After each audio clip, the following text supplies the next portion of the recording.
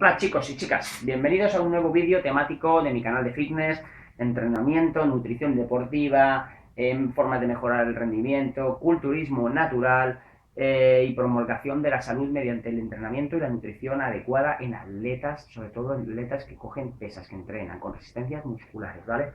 Soy Rodrigo Bermejo, soy entrenador nacional de fitness, titulado, entrenador personal, titulado, con más de 22 años de experiencia en el deporte del fitness. Es competidor de culturismo durante más de 8 años. Tengo formación teórica y acreditada en nutrición deportiva. Tengo formación universitaria en nutrición y dietética avalada y acreditada por la Universidad Rey Juan Carlos I. Y vamos a hablar en este caso, os quería hablar de las proteínas, ¿vale? ¿Cuánta proteína tengo que consumir en una sola comida, ¿vale? Digamos de una manera, a ver si me explico bien, porque a veces me trabo hablando.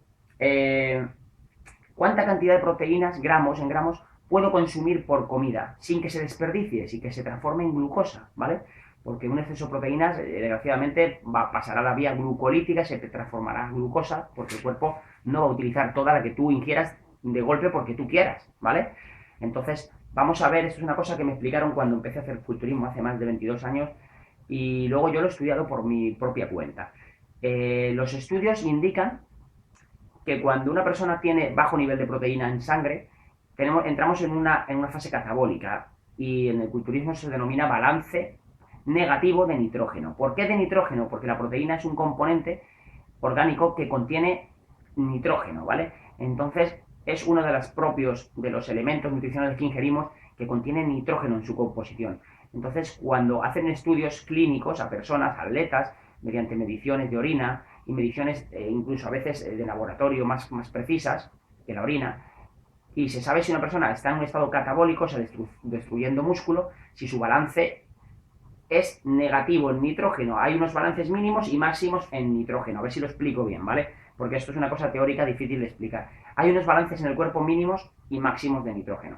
Por debajo de los mínimos, el cuerpo, o sea, por debajo del nivel medio, el cuerpo entra en un balance negativo. Si digamos que hay del 1 al 10, ¿vale? Nitrógeno 1, o sea, nitrógeno 0, nitrógeno 10, ¿vale? Vamos a ponerlo en una referencia que todo el mundo entiende, del 0 al 10. Nitrógeno 0, estamos perdiendo proteínas.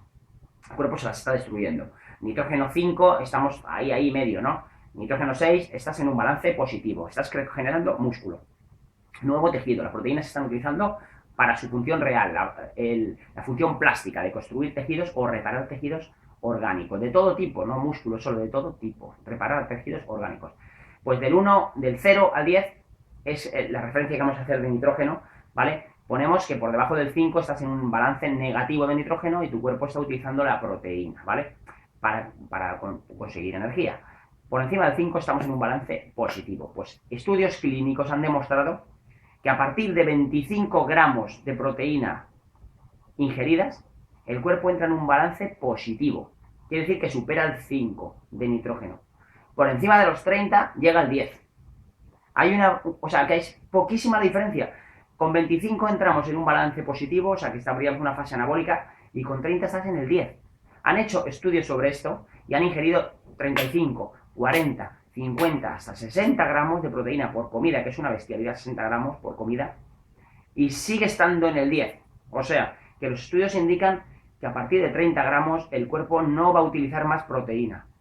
Porque no la va a utilizar, porque llega al máximo del balance. ¿Qué hará con el resto?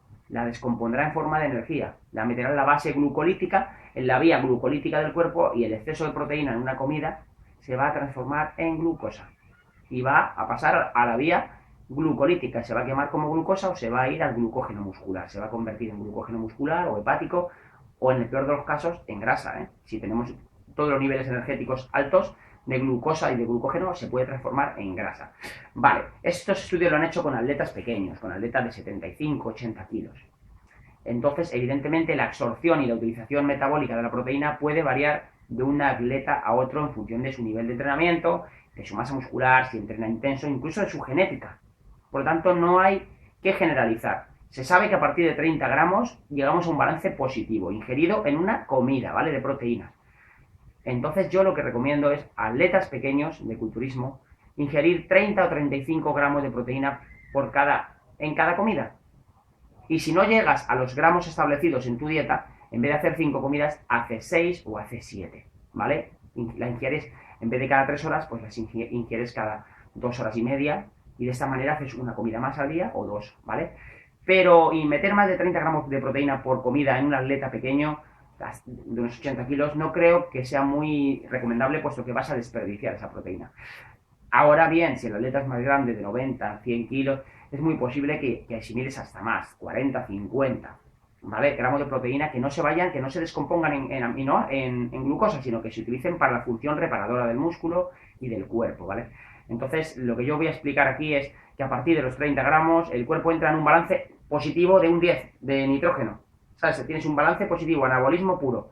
Por lo tanto, si no eres un atleta muy experimentado, no parece muy inteligente meter más de 30 gramos por comida, porque vas a desperdiciarla. Y ahora, como norma general, como recomendación general, para que quede claro a las personas, diré que se puede ingerir entre 30 y 50 por comida, incluso atletas avanzados.